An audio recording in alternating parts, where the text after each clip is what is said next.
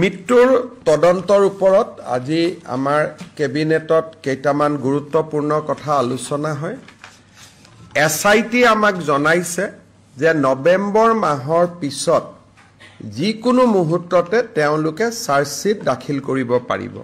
অৰ্থাৎ যদিও ষ্টেটুটৰিলি তেওঁলোকৰ হাতত 90 দিন থাকে, কিন্তু তেওঁলোকে ভাবে যে নৱেম্বৰ মাহৰ ভিতৰতে তেওঁলোকে তদন্ত সামৰি আদালতক অভিযোগনামা দিয়াৰ পথত আগবাঢ়িব। নৱেম্বৰৰ শেষত হওক, ডিচেম্বৰৰ ফাৰ্ষ্ট উইকত হওক। কেবিনেটে আজি গুৱাহাটী উচ্চ ন্যায়ালয়ৰ মুখ্য ন্যায়াধীশক এটা ৰিকুৱেষ্ট কৰিবৰ বাবে সিদ্ধান্ত গ্ৰহণ কৰে, যাতে এখন ফাষ্ট ট্ৰেক কোৰ্ট, যাতে ন্যায় প্ৰদানৰ প্ৰক্ৰিয়া খুব সোনকালে হ'ব পাৰে। কাৰণ মই দেখিছোঁ যে সকলোৱে জুবিন গাৰ্গৰ ন্যায় বিচাৰিছে, জাষ্টিছ ফৰ জুবিন গাৰ্গ বুলি কৈছে, আৰু ন্যায় আদালতে কৰে।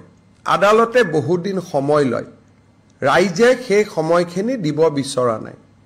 সেইকাৰণে আজি আমাৰ কেবিনেটত সিদ্ধান্ত গ্ৰহণ কৰা হৈছে যে মুখ্যমন্ত্ৰীয়ে মুখ্য ন্যায়াধীশৰ লগত যোগাযোগ কৰিব, যিটো মুহূৰ্ততে আমি চাৰ্জশ্বিট দিব পৰা অৱস্থালৈ আহোঁ, সেই মুহূৰ্তত যাতে আমি এখন ফাষ্ট ট্ৰেক কোৰ্ট পাওঁ, য'ত ডে টু ডে হিয়াৰিং হ'ব পাৰে, দৈনন্দিন হিয়াৰিং হ'ব পাৰে, আৰু খুব সোনকালে এই অভিযোগনামাখনৰ ওপৰত আমাৰ বিচাৰ নিষ্পত্তি হ'ব পাৰে।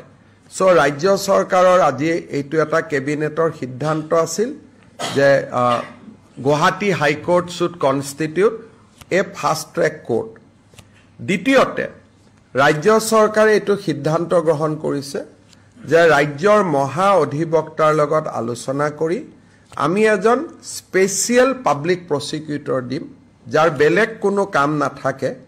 তেওঁ কোৰ্টত অভিযোগনামা দাখিল কৰাৰ পৰা গোচৰটোৰ ৰায়দান নোহোৱালৈকে তেওঁ যাতে এই কামটোতে নিৰন্তৰভাৱে লাগি থাকিব পাৰে, সেইকাৰণে ৰাজ্য চৰকাৰৰ কেবিনেটে আজি এই ন্যায়ৰ প্ৰক্ৰিয়াক আগুৱাই লৈ যাবৰ বাবে এজন স্পেচিয়েল পাব্লিক প্ৰচিকিউটৰ আমি এপইণ্ট কৰাৰ বাবে সিদ্ধান্ত গ্ৰহণ কৰিছোঁ।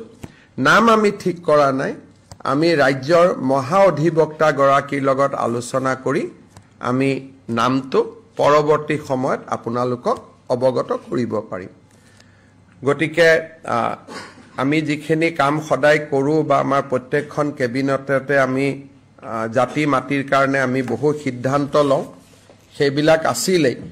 তাৰ ওপৰত জুবিন গাৰ্গৰ আমাৰ দুৰ্ভাগ্যজনক মৃত্যু বা দুৰ্ঘটনা বা ষড়যন্ত্ৰমূলকভাৱে মৃত্যু, এই গোটেই দিশটো তদন্ত কৰাৰ ক্ষেত্ৰত আৰু ন্যায়ৰ প্ৰক্ৰিয়াটোক আগুৱাই লৈ যাবৰ বাবেও আজি কেবিনেটে এই সিদ্ধান্তকেইটি গ্ৰহণ কৰে।